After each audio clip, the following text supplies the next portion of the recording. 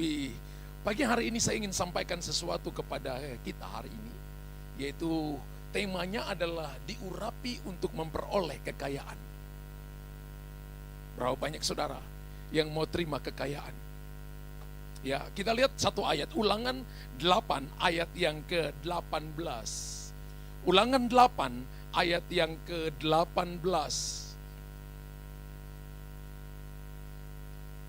Tetapi haruslah engkau ingat kepada Tuhan Allahmu, sebab Dialah yang memberikan kepadamu kekuatan untuk memperoleh kekayaan dengan maksud meneguhkan perjanjian yang diikrarkannya dengan sumpah kepada nenek moyangmu seperti sekarang ini. Kekuatan untuk memperoleh kekayaan, dalam terjemahan yang lain dikatakan urapan untuk memperoleh kekayaan. Itu Tuhan yang kasih kepada kita. Dan kita harus mengerti, kalau kita belajar Alkitab, ada berbagai macam kekuatan, ada berbagai macam urapan yang Tuhan berikan kepada orang percaya. Ada kuasa untuk menjadi anak-anak Tuhan. Amin. Ketika Bapak Ibu menerima Yesus sebagai Tuhan dan Juru Selamat, menurut Roma pasal 10 ayat 9 dan 10, mengaku dengan mulut percaya dalam hati, kalau Yesus itu Tuhan, maka Bapak Ibu dan saya menerima urapan. Urapannya ada di Markus pasal yang Markus 16 ayat 14 sampai ayat yang ke-16. Tanda-tanda ini akan menyertai orang percaya. Mereka akan berkata-kata dalam bahasa yang baru bagi mereka. Alkitab katakan mereka akan mengusir setan-setan, bukan setan yang usir saudara. Ya, kita yang usir setan, betul. Yang ketiga adalah mereka sekalipun mereka minum racun maut, mereka tidak mati. Mereka menginjak ular dan kalajengking, tidak akan membahayakan mereka. 4 tanda ini datang kepada semua orang percaya. Ingat Bapak Ibu ya. Jadi kalau hanya satu orang yang usir setan, itu abnormal itu gereja. Sebab kerinduan Tuhan bahwa kuasa ini harus diberikan kepada semua orang percaya. Ketika kita have Jesus live in us, menjadikan Yesus tinggal dalam hidup saudara dan saya, maka ini harus ada dalam setiap kehidupan kita. Amin. Nanti ada ekspresi, misalnya kalau kita pergi ke dokter umum dengan dokter spesialis, berbeda. Dokter spesialis, dia khusus jantung, dia khusus ginjal, dia khusus misalnya kandungan, itu khusus. Sama karunia juga ada khususnya. Tapi ada yang namanya umum, Tuhan kasih kepada namanya karunia sebagai kepada kita sebagai anak-anak Allah atau kuasa untuk menjadi anak-anak Allah. Ada juga kuasa untuk menyembuhkan orang sakit seperti tadi Bapak Ibu lihat. Ada juga kuasa untuk memberitakan Injil, untuk menjadi saksi, untuk menyelamatkan jiwa-jiwa. Kalau kita belajar Alkitab, ada 9 karunia utama, 33 karunia motivasi. Yaitu kalau dibahas kita butuh waktu 1 tahun lebih. Itu setiap hari, setiap minggu jelaskan tentang karunia-karunia itu. Ini urapan yang Tuhan berikan kepada gereja. Tapi ada plus-nya yang ingin saya sampaikan kepada kita di siang hari ini. Yang namanya adalah kekuatan atau urapan untuk memperoleh kekayaan. Haleluya. Dan semua jenis kuasa ini, semua jenis power ini bisa kita dapatkan kalau kita tahu bagaimana mengaksesnya. Tuhan sudah berikan kepada kita, tapi banyak kali kita tidak tahu bagaimana mengaksesnya. Kita tidak tahu bagaimana membuka pintu. Itulah sebabnya siang hari ini saya mau mengajar Bapak Ibu untuk mengerti tentang urapan ini, yaitu urapan untuk memperoleh kekayaan. Ada istilah bahasa Inggris, no power, no victory. Tidak ada kuasa, tidak ada kemenangan. Amin.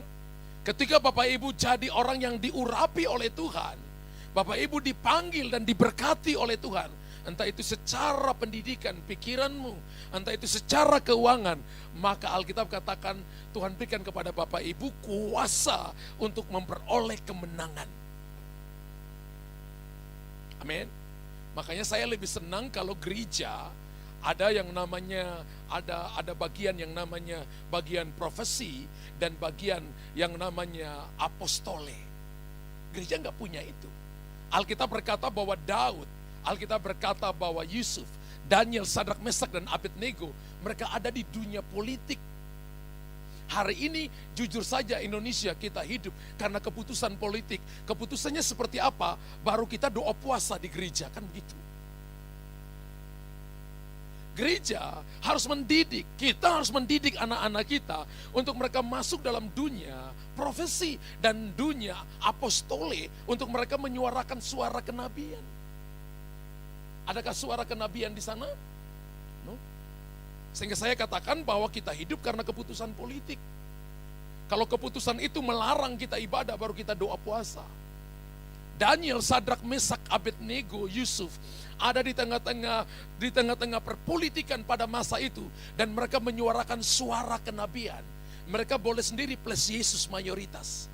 Kemayoritasan kita tidak ditentukan oleh suara terbanyak, tapi ditentukan oleh teokrasi. Apa kata Tuhan kepada kita? Haleluya. Dan kalau kita bicara tentang urapan untuk memperoleh kekayaan, maka kita harus tahu aksesnya, harus tahu bagaimana kita membuka pintu. Bagaimana kita bisa mendapatkan kekuatan untuk memperoleh kekayaan itu. Kita perlu belajar, saudara, rahasia kebenaran firman Tuhan. Firman Tuhan itu kan kunci bagi kita untuk mengakses itu kekuatan, untuk memperoleh kekayaan yang sudah Tuhan sediakan bagi kita. Begitu kuasa ini, begitu urapan itu bisa kita peroleh, maka kita akan melihat perubahan yang nyata dalam kehidupan kita. Tuhan berkata kepada Samuel, dan Samuel berkata kepada Saul begini, ketika tanda-tanda ini terjadi bagimu, maka kamu akan jadi manusia lain. Ketika urapan Allah turun atas hidupmu, maka kita akan jadi manusia lain. Saya nggak bilang kita jadi Power Rangers. Saya nggak bilang kita jadi Superman. Superman is dead. Yang sekarang ini Tuhan sedang bangun yang namanya Super Team. Katakan Super Team. Bukan Super Tin. Super Tin obat tambah darah. Tapi Super Team. Suatu tim yang solid, yang kuat. Yang terkoneksi dengan mimpi dan visi yang Tuhan berikan kepada para pemimpin. Dari gereja lokal sampai di tempat bisnis. Tuhan mau kita menerima itu di sana. Dan Alkitab katakan begini, bahwa begitu power itu kita terima, begitu kuasa itu kita terima, urapan itu kita terima, maka kita akan melihat perubahan yang nyata dalam hidup kita. Orang akan lihat bahwa kita menjadi sesuatu yang berbeda.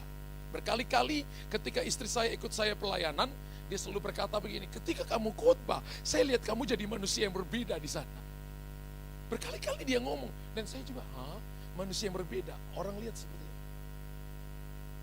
Berkali-kali ketika Bapak Ibu dikasih tanggung jawab menjadi seorang businessman, businesswoman, dan ketika kita pergi orang katakan begini, kamu berbeda. Sebenarnya bahasa Alkitab adalah karena Anda dan saya disertai oleh Tuhan. Karena ada urapan yang turun atas saudara dan saya. Kita manusia biasa, tapi karena kita datang dengan hati yang luar biasa kepada Tuhan, maka Tuhan pakai kita dengan cara yang supranatural. Sehingga orang lihat kita manusia lain. Amin. Dan orang yang mempunyai kekuatan yang seperti ini, dan untuk memperoleh kekayaan pasti dia bisa, yang pertama dia harus bisa mengerti ada sebuah yang namanya perjanjian berkat, atau disebut dengan the covenant of blessing. Dia harus mengerti tentang the covenant of blessing. Bapak Ibu tahu kalau dalam Ulangan 8 ayat 18 tadi yang kita baca, kalau kita baca baik-baik dikatakan begini bahwa, boleh tunjukkan, tetapi haruslah engkau ingat kepada Tuhan Allah. Sebab dialah yang memberikan kepadamu kekuatan untuk memperoleh kekayaan, dengan maksud meneguhkan perjanjian yang diikrarkannya kepadamu, diikrarkannya dengan sumpah kepada nenek moyangmu seperti sekarang ini. Kalau Bapak Ibu perhatikan baik-baik di ayat Ulangan 8 ayat 18, ternyata ada yang namanya covenant, perjanjian. Pertanyaannya, perjanjian apa? Perjanjian berkat. Apa maksudnya? Tuhan berkata, aku memberikan kepadamu kuasa untuk memperoleh kekayaan sesuai dengan perjanjian.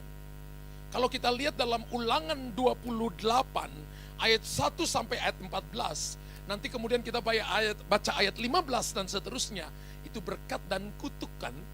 Ketika engkau dengarkan firman-Ku dan melakukannya dengan setia, sesuai dengan apa yang aku katakan kepadamu, maka berkat ini diperintahkan kepadamu. Diberkatilah engkau di ladang, diberkatilah engkau di kota, diberkatilah bisnismu, diberkatilah studimu, diberkatilah buah kandunganmu, diberkati semua yang kau bawa pulang ke rumah, diberkatilah pekerjaan tanganmu, diberkatilah anak-anakmu, diberkati,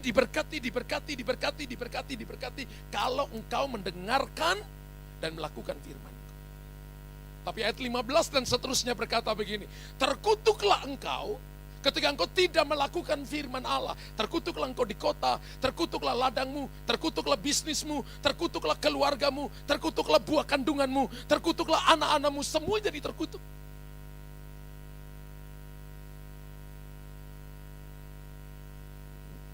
Bapak Ibu jangan lihat saya seperti itu.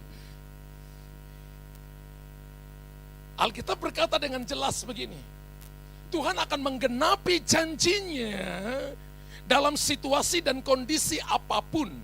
Gini loh Bapak Ibu, janji itu datangnya itu adalah inisiatif satu pihak. Kalau kita berjanji, saya berjanji, maka itu inisiatif saya sendiri. Sedangkan perjanjian adalah ikatan dua pihak, pihak satu, pihak kedua. Dan Bapak Ibu yang buat perjanjian bisnis, perjanjian berkat, dan sebagainya. Saya mau bangun bangunan gereja, harus ada perjanjian dengan kontraktor. Saya pihak pertama, kontraktor pihak kedua. Kami berdua harus baca apakah ada keuntungan di situ. Setelah cocok baru kami tanda tangan di atas meterai, baru bangunan itu jalan. Perjanjian adalah ikatan dua pihak. Kalau Tuhan berjanji kepada kita, maka Tuhan akan menggenapi janjinya. Amin. Dalam situasi dan kondisi apapun, itu dari satu sisi, yaitu sisi Tuhan. Bagaimana dengan saudara dan saya? Kan dua pihak ini harus melakukan bagian masing-masing. Dari sisi Tuhan, Tuhan siap menggenapi janjinya dalam situasi dan kondisi apapun. Tetapi dalam perjanjian kita dengan Tuhan, ada bagian kita, ada bagian Tuhan. Mari katakan sama-sama, ada bagian saya. Banyak orang Kristen berkata begini, aku perintahkan kekayaan bangsa-bangsa datang kepadaku. Aku katakan orang fasik bekerja, disimpan bagi orang benar. Berapa banyak yang percaya itu terjadi? Tapi kalau Bapak Ibu hanya cuma duduk-duduk dan malas-malasan, gak dapat apa-apa. Ora et labora itu adalah doa dan kerja. Kerja Bapak Ibu itu seperti kita siapkan seperti memasang pipa air. Pipa itu sendiri adalah doa. Lalu kita memasang itu dengan kerja kita. Sehingga aliran air berkat Tuhan akan mengalir ke situ. Tuhan Yesus menyelamatkan. Tuhan Yesus datang melindungi, Tuhan Yesus datang menyembuhkan, Tuhan Yesus datang untuk mencurahkan berkat-berkatnya sampai berkelimpahan menurut Yohanes 10 ayat 10 kepada kita, ayat 10a kepada kita. Itulah sebabnya dibuat sebuah perjanjian, buatlah sebuah perjanjian dengan Tuhan. Dari sisi Tuhan gak ada masalah. Sekarang pertanyaannya, berapa lama Anda jadi Kristen? 10 tahun, 20 tahun, 30 tahun. Sudah 30 tahun lebih, 31 tahun saya melayani Tuhan. Dan saya ingat pertama kali saya masuk full time, ada seorang pengusaha, dia juga masuk full time. Saya ingat pertama kali saya masuk akhir bulan, saya ingat tanggal 27 atau tanggal 28 setiap bulan, kita itu dikasih persembahan kasih. Kalau di tempat yang dibilang kasih gaji. Lalu hamba Tuhan ini, senior kami ini, dia pernah tua waktu itu di gereja. Dan dia panggil saya, dia katakan, Luther, kamu tahu kan Om ini punya 3 perusahaan. Tidak ada satupun yang bangkrut. Tapi ketika Tuhan bicara kepada Om, untuk Om full time, Om datang ketemu Pak Gembala. Dan Pak Gembala katakan, sekarang masuk. Ketika Om terima persembahan kasih, itu gak cukup bagi Om. Kamu juga mungkin gak cukup. Tapi kalau kamu ikut Tuhan, Kamu lapar, kamu kasih tahu ke Om. Om juga gak mau ikut Tuhan yang seperti itu. Sekarang beliau jadi almarhum. Beliau salah satu gembala di Indonesia Timur di Jayapura. Dan saya lihat hari ini, saya bilang kepada istri, kita melayani Tuhan. Justru kita banyak puasa karena kebanyakan makanan. Apalagi kalau saya datang di Surabaya, ketemu Pak Novel, Pak Wesley, makan terus ada pastor, makan, pastor, makan. Saya bilang ke Pak Novel, Pak, kalau saya makan di bawah jam 6.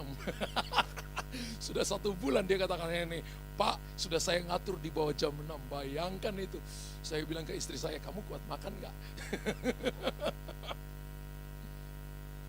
Ada kalanya kita perlu banyak waktu untuk ambil puasa. Jujur, Bapa kita adalah Bapa yang memenuhi segala kebutuhan kita. Makan, minum, bahkan keselamatan diberikan kepada kita dari sisi Tuhan. Tidak ada masalah. Kalau perjanjian adalah 2 pihak, maka pihak kedua, saudara dan saya, yang harus berbenah. Katakan, saya yang harus berbenah. Bapak Ibu pernah dengar ada orang yang buat covenant dengan kuasa kegelapan. Berkali-kali saya, pelayanan dasar yang Tuhan berikan kepada saya adalah doa orang kelepasan. Dan berkali-kali saya berhadapan dengan mereka yang membuat perjanjian kegelapan. Satu waktu ada seorang ibu yang datang dari Jawa Barat. Saya nggak mau bilang kota. Datang dan ketemu saya. Ketika saya ketemu ibu ini cantik. Dia datang dengan tas yang kalau saya nggak salah warna hitam, dan dia masukin tasnya di bawah ketiaknya dan dia jepit kenceng-kenceng. Ketika lihat itu Roh Kudus katakan begini, ada sesuatu di sana, nanti akhir kamu tanya ada apa di sana. Dan ketika ibu itu bicara kepada saya, dan Roh Kudus berkata begini kepada saya, tanya kepada dia bagaimana suaminya dan apa yang dia pakai di wajahnya.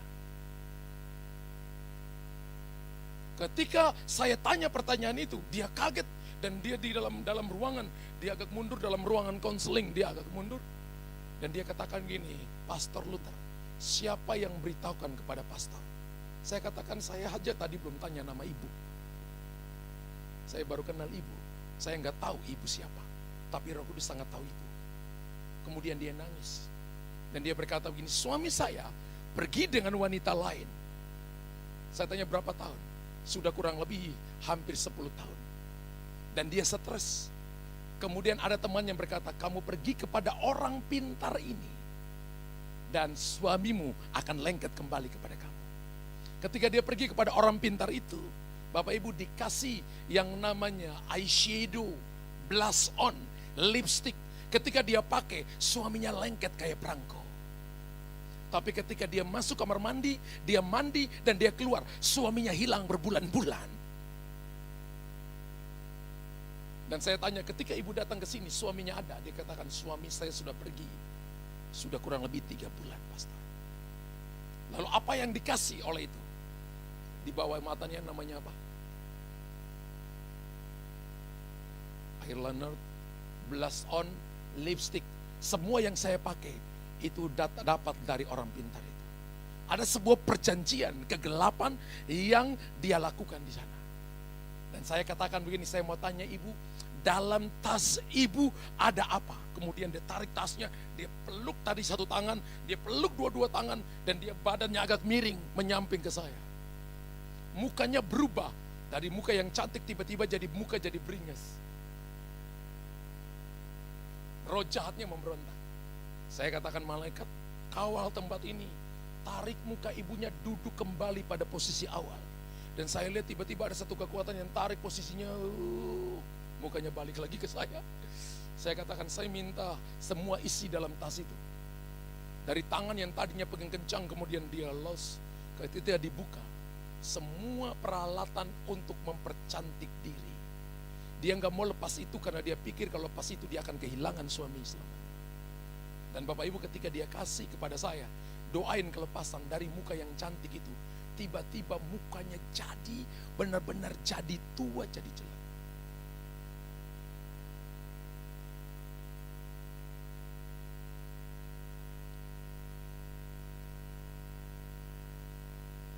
Setelah didoain hampir 1 jam, maka dia dibebaskan oleh Tuhan. Ketika dia dibebaskan oleh Tuhan, mukanya bercahaya kembali. Ada perjanjian ke-8. Bapak Ibu, ada yang mengadakan perjanjian dengan kuasa kegelapan. Mereka tidak pernah mendapatkan apa yang mereka inginkan. Sebagian lagi benar-benar mendapatkan apa yang mereka inginkan. Mereka menjadi kaya. Tapi mereka membayar harga yang sangat mahal. Termasuk jiwa anak-anak mereka. Jiwa suami mereka. Jiwa mereka sendiri. Setan itu gak minta sesuatu dari kita gratis senjata. Yohanes pasal 10 ayat 10 berkata, setan datang mencuri. Bapak Ibu hafal ayatnya. Kalau lihat urutannya, itu urutan sadis. Di atas sadis itu bengis. Di atas bengis itu gak tahu apa lagi. Mencuri dulu, membunuh, membinasakan itu di alam kekekalan yang namanya neraka. Tapi saudara dengar baik-baik, mencuri damai aja, Bapak Ibu sudah kolesterol, darah tinggi, sudah gak bisa tidur malam. Betul? Mencuri kekayaan saja dari kita, bahkan membawa pergi suami aja, dia udah sangat panik. Dan ini yang menjadi perbedaan antara perjanjian Tuhan dengan perjanjian iblis. Artinya bahwa di luar Tuhan, Anda dan saya bisa kaya di bumi, tapi kehilangan keselamatan, bahkan kehilangan hidup yang penuh dengan, saudara dan saya penuh dengan damai dan sukacita. Bahkan kalau saudara dan saya kehilangan Tuhan, kita akan hidup dalam susah payah, dalam penderitaan. Tapi kalau saudara dan saya membuat perjanjian dengan Tuhan, maka kita akan diberkati di bumi, diberkati juga di surga. Amin. Ada orang berkata, Pak, miskin di bumi, tapi nanti kaya di surga. Enggak ada ayatnya. Enggak ada ayatnya. Alkitab katakan, berapa banyak percaya bahwa kita di bumi harus kaya. Berapa banyak yang mau jadi orang kaya. Bapak Ibu harus tahu orang kaya itu, di surga itu dapat tingkatan paling rendah. Di atas orang kaya itu ada diberkati Tuhan. Berapa banyak yang mau diberkati Tuhan? Di atas orang diberkati ada lagi orang dimuliakan Tuhan. Berapa banyak yang mau dimuliakan Tuhan? Lah ini tiga-tiga angkat tangan, Bapak Ibu mau yang mana? Tuhan itu kasih kita gak pernah eceran. Tuhan selalu kasih kita paket. Tuhan mau kita kaya, Tuhan mau kita diberkati, dan Tuhan mau kita dimuliakan. Tuhan mau pakai kita jadi berkat bagi banyak orang, supaya nama Tuhan dipermuliakan. Tepuk tangan bagi Tuhan. Haleluya. Tuhan kita itu Tuhan yang selalu berkati anak-anaknya. Bapak Ibu harus dengarkan baik-baik begini. Kita harus menikmati berkat supranatural melebihi berkat-berkat yang nature. Ulangi ya. Kalau orang mati, dia punya rumahnya 5, gak mungkin rumahnya semua di bawah. Saya pernah melayani orang yang kaya raya, ketika meninggal, suaminya meninggal, istrinya nangis. Saya ini mungkin karena Tuhan pakai dalam pelayanan yang orang katakan seperti nabi dan sebagainya. Saya tanya, ibu sayang suami? Sayang Pak Pendeta. Ibu mau ikut? Gak mau Pak Pendeta, dalam tengah-tengah dia lagi duka. Saya tanya, ibu mau ikut? Gak mau Pak Pendeta. Mau gak? Mana kesayangan mobilnya? Oh ini. Ada Mercy yang S600. Mercy-nya ini mau diikut. Jangan Pak Pendeta, nanti dipakai sama anak yang paling sulung katanya. Mercy aja gak mau diikutin masuk. Suaminya pergi sendiri, dapat tanah 1 kali 1,2 mungkin. Hanya itu. Bapak Ibu perhatikan baik-baik. Bahkan dengarkan ini baik-baik. Orang yang diberkati dan dipakai Tuhan secara luar biasa dalam hidupnya adalah mereka yang berani membuat perjanjian dengan Tuhan dalam hidupnya. Makanya kalau Bapak Ibu lihat orang yang berani buat perjanjian itu adalah dia suka baca perjanjian, yaitu firman Allah, dan dia dapat rema, dia berkata saya akan hidup ini. Ketika Bapak Ibu lakukan itu, maka Alkitab katakan open the heaven. Ketika langit terbuka, maka yang berikut terjadi adalah open the mind, open the heart, open the way, pasti. Problemnya adalah kita mencoba membuka pikiran, buka hati tanpa membuka surga. Nggak bisa. Amin. Sehingga kita jadi orang yang diberkati oleh Tuhan. Saya punya salah satu teman terkoneksi dengan salah satu hamba Tuhan yang ada di Korea Selatan. Dan ketika saya diundang ke tempat dia bersaksi, dia katakan, Pastor Luther, saya baru pulang dari Korea.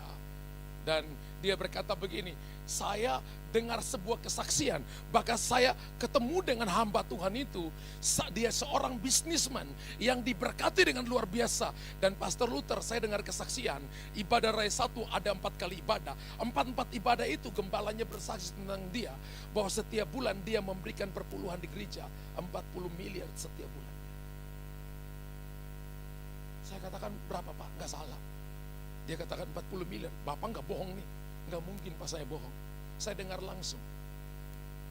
Bahkan saya lihat mereka punya video pergi ke rumahnya. Dan ketika ditanya oleh gembala, apakah ini rumahmu? Dia berkata, ini rumah kontrak. Hah?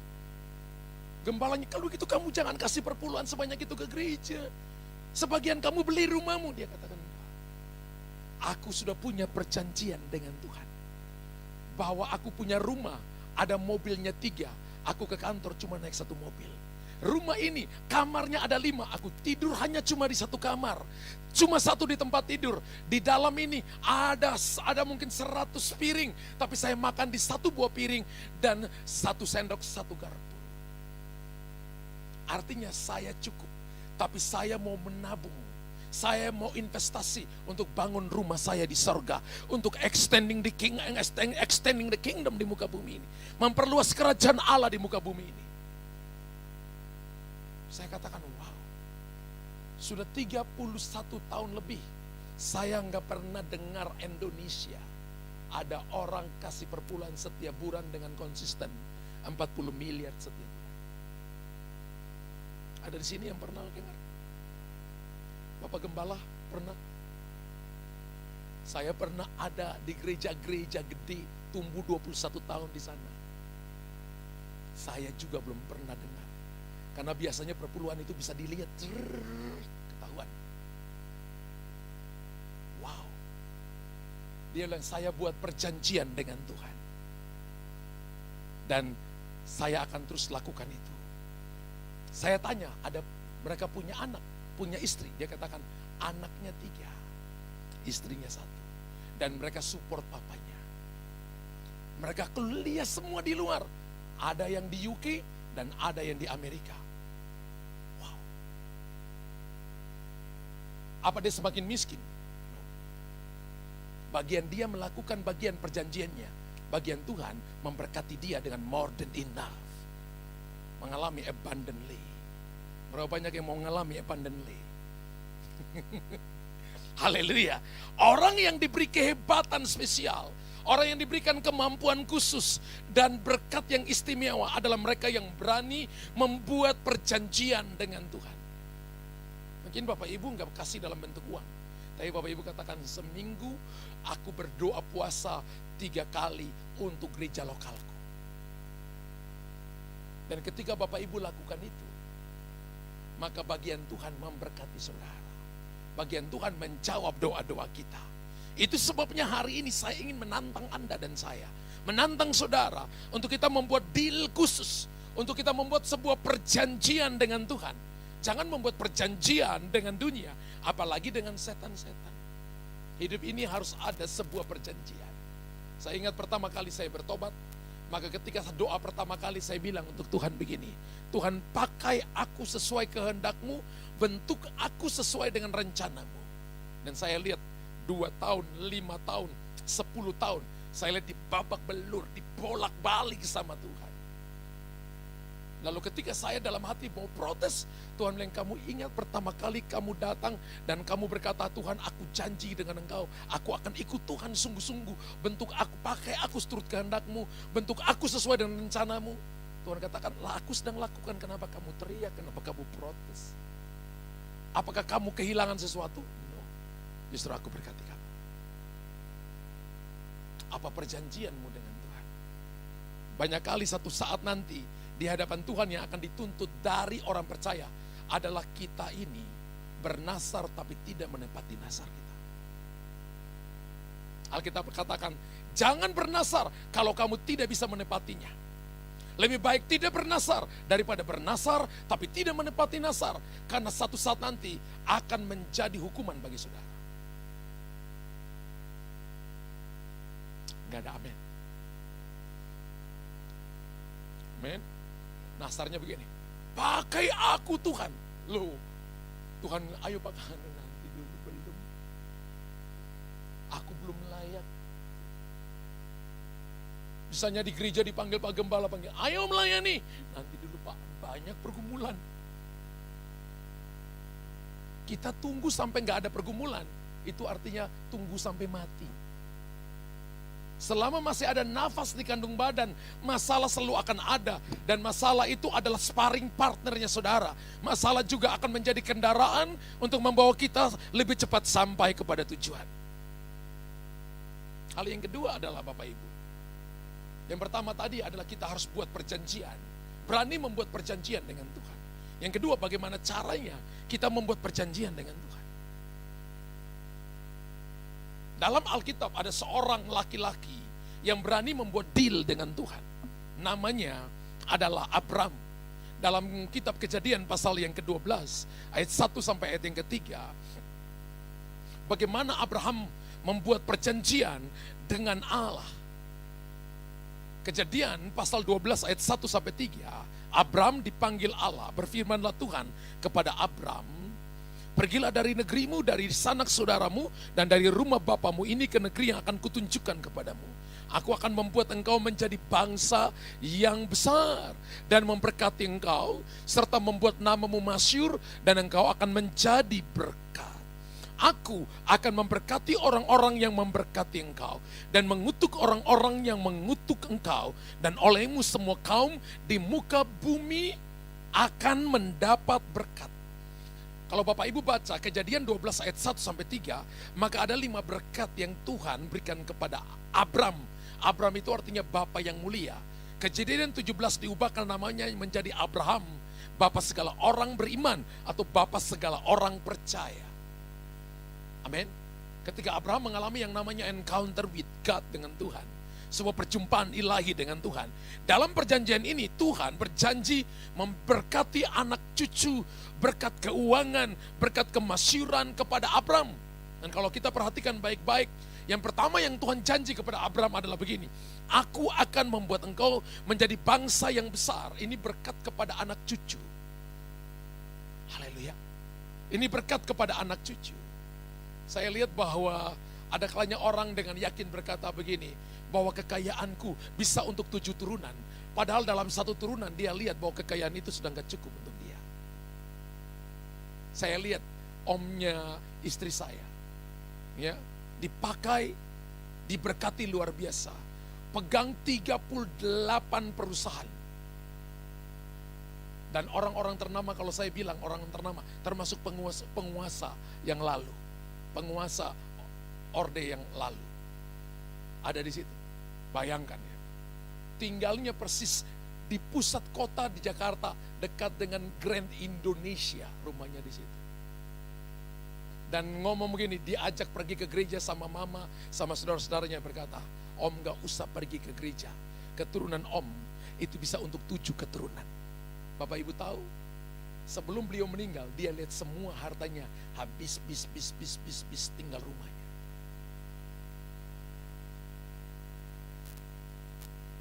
Segala sesuatu di luar Tuhan, maka itu cuma sisa kehidupan. Ulangi ya, segala sesuatu di luar Tuhan, itu cuma sisa kehidupan. Kalau hari ini misalnya, ini dahan mangga saya baru potong tadi 1 jam lebih, pasti daunnya hijau, pasti buahnya masih segar. Tapi apakah daunnya masih tetap hijau ketika sudah melewati 24 jam? Daunnya layu, buahnya akan kerut.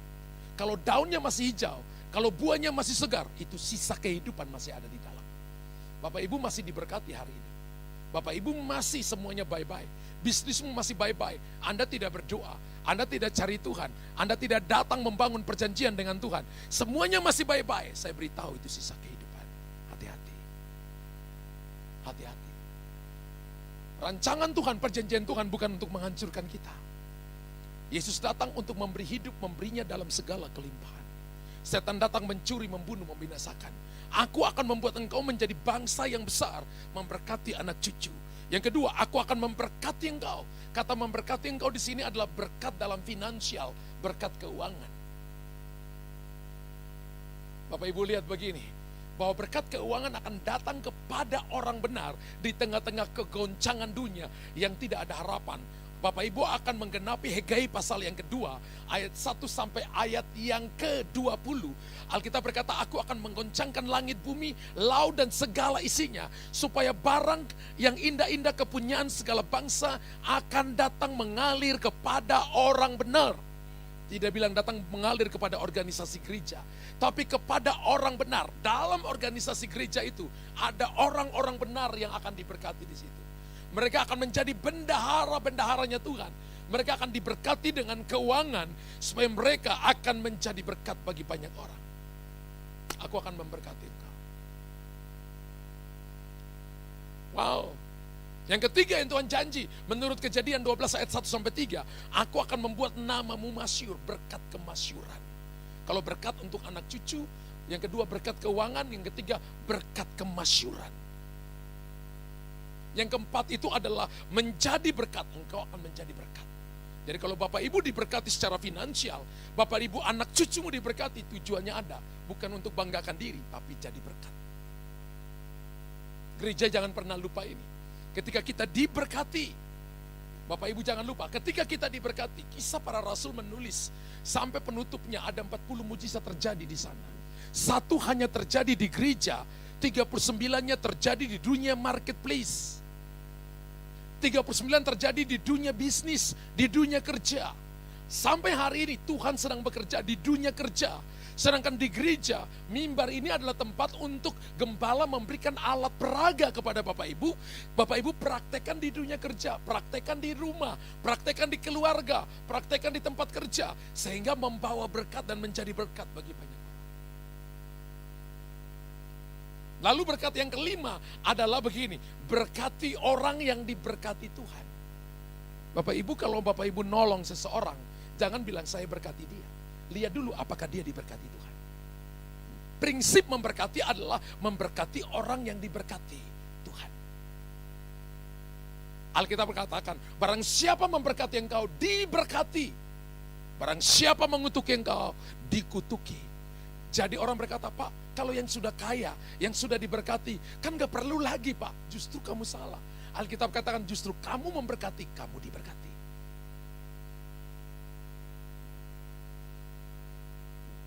Kalau Bapak Ibu mau hidup, mau jadi orang besar, bergaulah dengan orang yang punya mimpi dan visi yang lebih besar dari kita.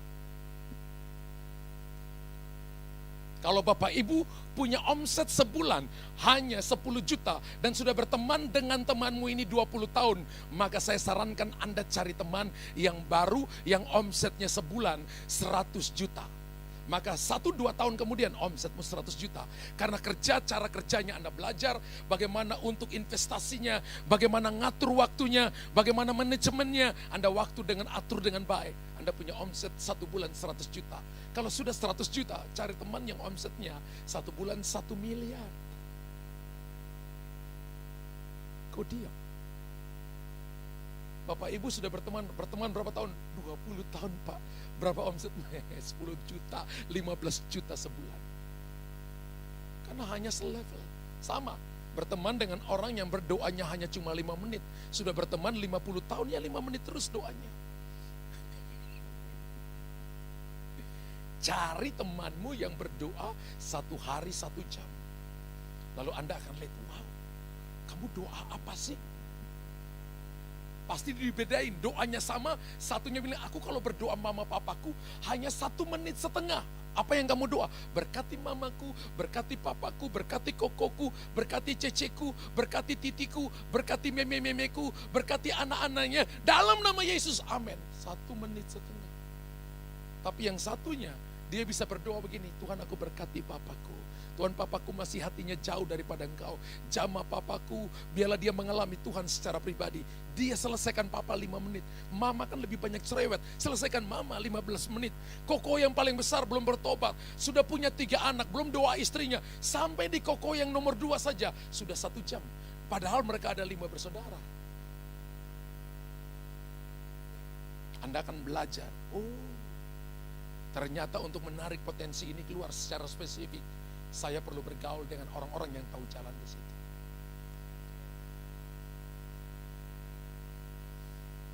Haleluya. Ada yang datang protes ke saya, Pak Pendeta, tolong doakan saya, supaya semua masalah yang datang untuk saya pergi lenyap dari saya. Ibu Elis ketawa, Ibu Gembala ketawa. Saya lihat dia dari ujung kepala sampai ujung kaki, dari ujung kaki sampai ujung kepala. Nah, saya katakan, kemarin saya baru konseling orang by video call. Lalu saya tanya, kamu di mana? Saya lagi doain orang, pastor, di rumah sakit. Saudaramu sakit apa? Sakit jantung. Bisa gak saya lihat alat pacu jantungnya itu? Lalu ditunjukkan, saya lihat alatnya, grafiknya naik turun, naik turun, naik turun. Lalu saya tanya, kalau alatnya naik turun gitu artinya apa? Artinya jantung dia masih berfungsi. Dia bye-bye, jantungnya masih berfungsi. Kalau misalnya jantungnya tiba-tiba itu dikatakan sudah mati, pastor. Lalu saya katakan kepada dia begini, kamu tadi bilang saya minta didoain usir semua masalah daripada kamu, mau? Kalau saya usir semua masalah dari kamu, maka alat di jantung itu harus artinya kamu mati hari ini. Kalau masalah karena kita pembuat masalah, yang menjadikan itu dosa di hadapan Tuhan, minta ampun di hadapan Tuhan. Tapi kalau itu Tuhan izinkan, berbahagialah kamu apabila kamu jatuh dalam berbagai-bagai pencobaan. Sebab ujian terhadap imanmu menimbulkan ketekunan. Ketekunan itu akan menghasilkan buah yang matang, supaya kamu utuh, sempurna, tak kekurangan suatu apapun. Menurut Yakobus pasal pertama ayat 2 sampai ayat yang keempat. Dan menurut 1 Petrus 1 ayat 7 sampai ayat 9, kamu itu seperti orang yang melebihi emas yang fana, yang dimurnikan. Demikian juga kamu akan dimurnikan supaya kamu akan menerima puji-pujian, kehormatan, dan kemuliaan. Ternyata kita diproses, dibentuk, tidak kehilangan apapun. Dapat berkatnya 3, utuh, sempurna, tak kekurangan suatu apapun, puji-pujian, kemuliaan, hormat. Nggak kurang kok. Gak enaknya, aduh gak enak banget, gak enak. Bertahan saudara. Mau naik kelas lebih tinggi, ujian. Ya, harus ujian, harus belajar diam, harus belajar tunggu Tuhan. Dan Tuhan terikat dengan Abraham untuk melakukan semuanya ini. Kalau Abraham setuju untuk masuk di dalam perjanjian Tuhan dan mulai melakukan bagiannya dalam perjanjian itu dengan setia, maka ada bagian yang harus dilakukan oleh Abraham. Betul? Kan bukan dari pihak Tuhan sendiri, namanya perjanjian harus 2 pihak. Apa yang harus dilakukan oleh Abraham? Kalau Bapak Ibu baca dari ayat yang ke-12 itu, ayat 4 dan sebagainya, maka Alkitab katakan pergi dari negerinya. Bagian Abraham adalah pergi dari negerinya. Ini berbicara tentang meninggalkan pola pikir yang lama. Gereja every week, ya, every Sunday. Ketika Bapak Ibu datang ke gereja, harus tinggalkan pola pikir yang lama. Kalau enggak, kita enggak akan mengalami yang namanya the covenant of blessing ini. Kita enggak akan mengalami berkat daripada kekayaan ini. Karena di negerinya Abraham sudah terbiasa dengan pola pikir. Orang-orang yang tidak mengenal Allah, pada waktu itu falsafah yang lama, aturan main dunia. Kalau mau sukses caranya harus berani nipu, harus mencuri, harus kerja pencuri-pencuri tulang, melakukan ini dan itu, tidak berkenan di hadapan Tuhan, dan sebagainya. Ini pola pikir yang lama. Untuk mendapatkan hasil sebesar-besarnya, kita kerja dengan cara yang salah. Tapi mengharapkan hasil yang besar, yang nipu pasti. Ya berbohong pasti. Dan Tuhan menantang Abraham. Kalau engkau mau membuat perjanjian dengan Tuhan, maka kamu harus meninggalkan pola pikir yang lama. Keluarlah dari negerimu, dari pola pikir yang lama, falsafah yang lama, aturan sukses yang lama. Aku akan memberikan kepadamu pola pikir yang baru.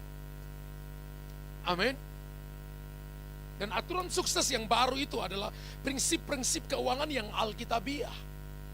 Gaya hidup yang baru, hati yang baru, ya, pikiran yang baru, prioritas-prioritas yang baru. Kita tidak bisa ikut permainan dunia, Bapak Ibu. Menurut Roma pasal yang ke-12, dikatakan begini, kamu harus berubah, jangan mengikuti dunia, jangan menjadi sama dengan dunia. Kata sama itu jangan konform, tapi berubahlah, transform. Amin. Transform itu kalau ada gelas aqua, kalau masih ada penutupnya di atas, maka air aqua itu serupa dengan gelasnya. Berarti air aqua itu serupa dengan gelas aqua. Bagaimana supaya air aqua itu transform? Harus buka penutupnya, kemudian ditumpahkan di wadah yang lain. Itu namanya transform. Tuhan mau kita jadi berkat bagi banyak orang. Amin. Abraham harus meninggalkan pola pikir yang lama. Yang kedua, pergi dari sanak saudaramu dan dari rumah bapamu. Ini berbicara tentang meninggalkan sumber berkat yang lama dan menjadikan Tuhan Yesus satu-satunya sumber berkat dalam hidupnya. Amin. Harus meninggalkan sumber berkat yang lama. Saya lihat ketika kami bangun gedung gereja itu 7 tahun, Bapak Ibu. Dari tahun 2015 peletakan batu pertama oleh Pak Wali Kota, kemudian bangun ditipu-tipu orang, ya, uang dibawa lari oleh kontraktornya itu banyak, saudara, bukan ratusan juta tapi uangnya miliaran, saudara, ya. Dan saya itu mikir akhirnya darah saya tinggi. 2018-2019 awal, saya dengan istri ke Pineng, saya lagi treadmill, susternya teriak kepada saya, darah kamu tinggi. Saya bilang, saya bukan pasien darah tinggi, saya tetap treadmill. Saya tanya, berapa darah saya? 165, di bawahnya 100. Saya katakan, saya bukan pasien darah tinggi. Tiba-tiba lompat, 210, di bawahnya 100. Dia matikan, dia ngomelin saya. Saya dikasih obat darah tinggi itu yang 80 mili, saudara, sama dokter. Dokter katakan ini jantungmu bengkak. Itu belum waktu lama, itu cuma waktu 2 minggu, 3 minggu. Saya kumpul pekerja dan saya katakan saya yang salah. Saya salah pilih orang, saya terlalu percaya kepada orang. Sehingga akhirnya orang bawa lari duit. Bapak Ibu, mari kita sepakat. Percayalah kalau uang itu cuma kertas yang ditulis-tulis nomor. Saya lagi hibur para pekerja. Mereka bilang, iya Pak Gembala. Uang itu cuma kertas yang ditulis-tulis nomor. Tapi saya mikir. Malam, istri saya juga nggak tahu, saya mikir itu uang. Itu kurang ajar banget itu orangnya. Dipercaya tapi bawa lari uang. Kita udah kasih DP tapi bawa lari uang. Dalam pikiran mikir. Saya ada kalanya berdiri tiba-tiba rasa jantung duduk. Tapi saya cuek aja. Saya biasa saja, saya tetap olahraga, tetap ini. Dan ketika pergi saya baru tahu bahwa darah saya tinggi. Ketika balik ke hotel, istri saya bilang, kamu mikir apa? Saya katakan, saya pasti mikir itu. Orang yang pergi bawa lari duit. Lalu saya berlutut, saya angkat kedua tangan saya. Kemudian Tuhan saya minta ampun, saya serahkan semuanya kepada Engkau. Engkau berperkara. Dan Engkau yang dia tutup keran sorgawi kami tetap terbuka. Bapak Ibu, 2020 bulan Maret, saya terkunci di Jakarta 5 bulan dengan istri saya. Dengan kedua anak saya karena kuliah di Jakarta. Terkunci di dalam apartemen. Ketika PSBB 1, 2, 3, 4. Kami lihat di tengah-tengah Sudirman itu sepi. Seperti kota mati. Saudara. Hanya motor yang lewat. Satu mobil yang lewat yang biasanya macet. Luar biasa. Sepi. Maret, April, Mei, Juni, Juli. Saya baru balik ke Makassar Juli. Ketika itu saya mau masuk Jakarta karena saya mau pergi pelayanan 1 minggu ke Solo. Ada KKR 1 minggu dan ada juga seminar.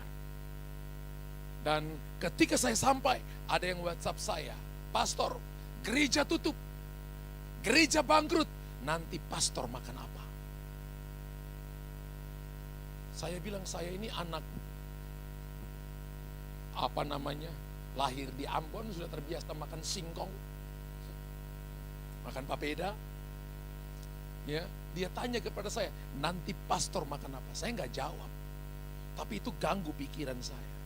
Saya ingat jam 4 sore, jam 3 sore, saya bawa gitar di rumah, saya lagi menyembah Tuhan. Tiba-tiba saya dengar Roh Kudus bilang untuk saya, semua uang di tabunganmu transfer ke rekening gereja. Saya lagi mikir tadi orang punya WhatsApp saya belum balas, sangat ganggu pikiran saya karena dia bilang gereja bangkrut. Dia bilang nanti pastor makan apa? Tiba-tiba Roh Kudus bilang begini, semua tabungan di rekeningmu transfer ke rekening gereja. Saya tahu Tuhan uji hati saya. Amin, saya datang ke istri saya katakan begini. Tadi Tuhan minta semua uang di tabungan kita transfer ke rekening gereja. Istri saya katakan, kalau Tuhan bilang sayang, kasih saja. Anak perempuan saya bilang, nanti bayar uang sekolah saya pakai apa papa? Uang kuliah saya pakai apa? Kamu pasti kuliah lebih baik karena papa mama melayani Tuhan. Tenang saja. Tuhan sedang uji hati kita. Bapak ibu tahu, mungkin 3 minggu dari itu, pembangunan yang tertunda dari 2016 tertunda, tiba-tiba jalan. Dalam waktu 12 bulan, kurang lebih 10 sampai hampir 15 miliar. Gedung gereja itu jadi, di tengah-tengah gereja tutup. Di tengah-tengah gereja tutup, gedung gereja itu jadi. Dan saya tahu itu bukan karena banyak orang. Itu bukan karena siapa yang ada. Tapi Tuhan ingin menunjukkan kepada kami dan kepada jemaat dan kepada orang lain. Bahwa ketika Tuhan berkarya, ketika Tuhan beracara, maka tidak ada yang mustahil bagi Tuhan. Bapak Ibu tahu, ketika masa-masa bangunan itu dirobohkan, saya selalu pimpin pasukan doa malam-malam untuk datang di tempat security yang jaga, untuk deklarasikan, perkatakan firman Tuhan, ucap syukur. Bahkan saya katakan kepada pekerja, saya nggak mau dengar Anda bersungut-sungut tentang pembangunan ini. Saya nggak mau dengar Anda untuk salahkan siapapun. Saya nggak mau dengar Anda untuk ngomel apapun tentang bangunan ini. Saya mau dari suara Anda cuma keluar satu hal, bahwa Tuhan baik, Tuhan baik, Tuhan baik, Tuhan baik. Pergi dari sanak saudaramu, berbicara, meninggalkan sumber berkat yang lama. Kita masuk dalam sumber berkat yang baru. Saya percaya Tuhan pakai 3 tangan untuk nolong kita. Invisible hand, tangan yang tidak kelihatan. Yaitu ketika dia memberikan mana kepada Israel di padang gurun, Israel tidak melihat tangan Tuhan. Ketika dia membelah bukit-bukit batu, memberikan mereka minum di padang gurun, mereka juga tidak lihat tangannya, tapi mereka minum sampai puas. Ada orang Kristen yang berkata, Tuhan tunjukkan tanganmu bagiku. Hati-hati saudara. Karena Yesaya pasal 40 berkata begini, dia menakar air laut dalam lekuk tangannya. Bayangkan tangan segede apa lalu Anda minta, tunjukkan tanganmu kepadaku. Tiba-tiba Tuhan berkata, ini tanganku. Saya percaya Anda lari saudara. Tangan segede itu datang untuk saudara. Invisible hand. Yang kedua, Tuhan bisa pakai tangan orang lain menjadi perpanjangan tangan bagi kita. Jadi perpanjangan tangan orang lain adalah tangan Tuhan untuk saudara. Dan yang ketiga, Tuhan pakai tanganmu sendiri untuk nolong orang lain. Katakan begini, tanganku akan dipakai oleh Tuhan untuk nolong orang lain. Dan ketika Anda tanganmu dipakai untuk nolong orang lain, maka Anda menjadi perpanjangan tangan Tuhan. Wow. Ketika saya mengerti itu, saya nangis. Saya lihat ketika bangunan gereja itu jadi, para pekerja masuk, mereka tersungkur di main hall-nya. Mereka tersungkur di situ. Saya lihat, saya cuma tahu ini bukan tentang doa puasa kami 10 hari setiap awal bulan yang sudah kami lakukan dari 2016 sampai sekarang.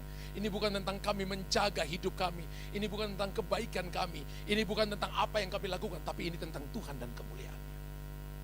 Di tengah-tengah situasi tidak mungkin. Di tengah-tengah masa pandemik, di mana orang tidak bergerak, gereja masih dibangun. Ambil pekerjaannya dari Jawa lagi, dari Cirebon atau dari Cibinong atau dari mana. Kita bawa datang saudara. Dan saya lihat Tuhan cukupi semua. Kakak ipar saya, kakak istri yang saya minta untuk kontrol. 1 minggu itu ratusan juta untuk biaya operasional. Dia selalu berkata, Pak Gembala, ada uang. Saya katakan ketika mau bayar tinggal ngomong pasti ada uang. Istri saya selalu berkata begini, bolehkah saya lihat rekening? Musim ini jangan lihat dulu. Musim ini kita lihat Tuhan. Percaya lihat Tuhan. Sampai istri saya bilang ini, andai kata kalau diizinkan mau belah pikiranmu, mau belah hatimu, saya ingin tahu ini hati suami saya seperti apa. Orangnya kok gila seperti gini. Saya katakan bangun.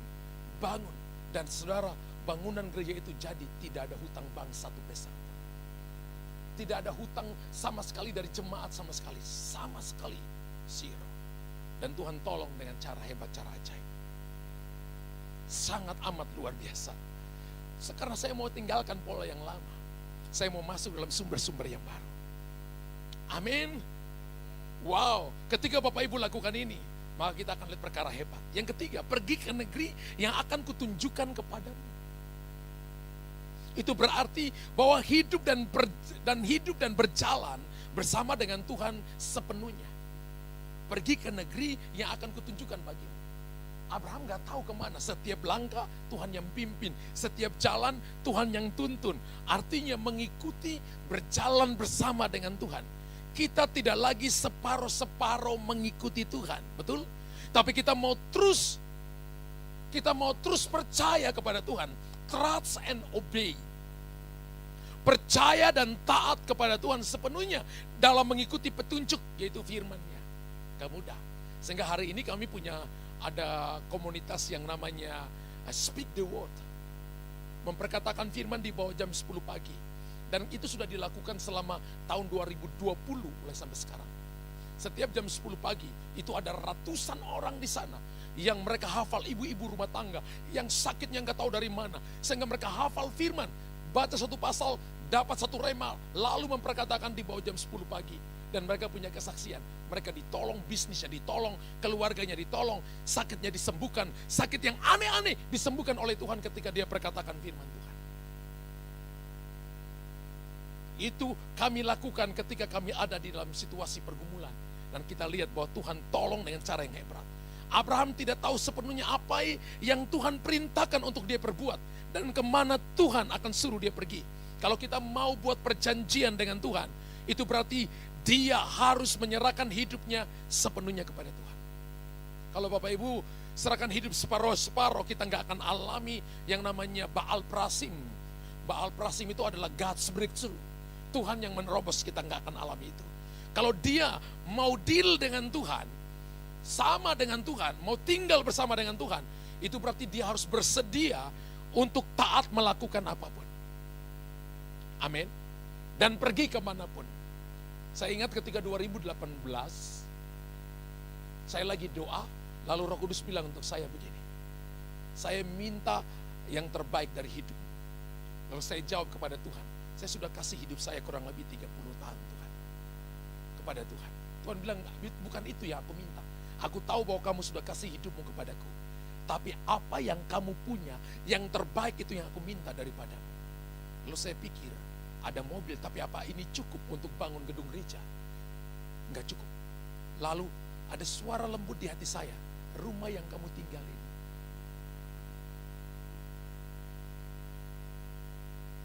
Ketika itu saya enggak tengking. Saya katakan, ya Tuhan, rumah ini kami berikan kepada Engkau.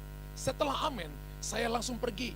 Ketemu istri saya lagi dengan anak saya di kamarnya. Saya katakan tadi saya doa, dan Roh Kudus bilang, serahkan rumah ini, jual, dan biayanya kita bangun rumah Tuhan. Istri saya ngomong begini, kalau Tuhan minta, kasih saja saya. Anak perempuan saya nangis, Papa, nanti kita tinggal di mana? Kita nggak punya rumah, ini rumah kita satu-satunya. Lalu saya bilang, nih Papa, ini dulu kontraktor, nak. Kontrak sana, kontrak sini. Pasti Tuhan kasih yang terbaik. Besok paginya anak-anak di kantor saya katakan, bikin baliho, taruh di depan, di pagar rumah, tulis bahwa rumah ini dijual, taruh nomor telepon saya. 2018, 2019, orang telepon, nego harga, ketemu, datang lihat rumah, saya pikir akan dibeli. Nggak jadi. 2019 sampai 2020, orang telepon, datang lihat rumah, nggak jadi-jadi. Sampai bangunan gereja jadi, rumah masih kami tinggal sampai hari ini. Baru saya lepaskan ketika 10 Agustus 2021, ketika gereja diresmikan, besoknya langsung saya katakan orang rumah, gunting balihonya. Gerejanya sudah jadi, rumah ini masih tetap ada. Tuhan hanya nguji hati kita. Ini serahkan sungguh-sungguh atau tidak? Atau saya masih pertahankan ini sungguh-sungguh? Kalau mau ikut Tuhan sungguh-sungguh, maka tidak boleh separuh-separuh. Hidup ini ada ujiannya. Kalau lihat kitab Daniel pasal yang ke-12 ayat 10 bagian A. pada akhir zaman ada banyak orang dimurnikan, disucikan, dimurnikan, kemudian diuji. Kita disucikan oleh darah Yesus, dimurnikan dengan masalah, tapi tidak banyak orang yang lewati ujian. Saya berdoa hari ini, ada banyak orang yang menerima urapan untuk memperoleh kekayaan. Karena Bapak Ibu melewati begitu banyak ujian. Ingat, Tuhan bisa pakai tangan saudara, Tuhan bisa pakai komitmen, Tuhan bisa pakai keputusan-keputusan deal saudara dengan Tuhan untuk memberkati Anda. Ketika Bapak Ibu lakukan dengan sungguh-sungguh, maka tadi open the heaven, open the mind, open the heart, open the way. Tuhan memberkati saudara. Boleh tepuk tangan bagi Tuhan.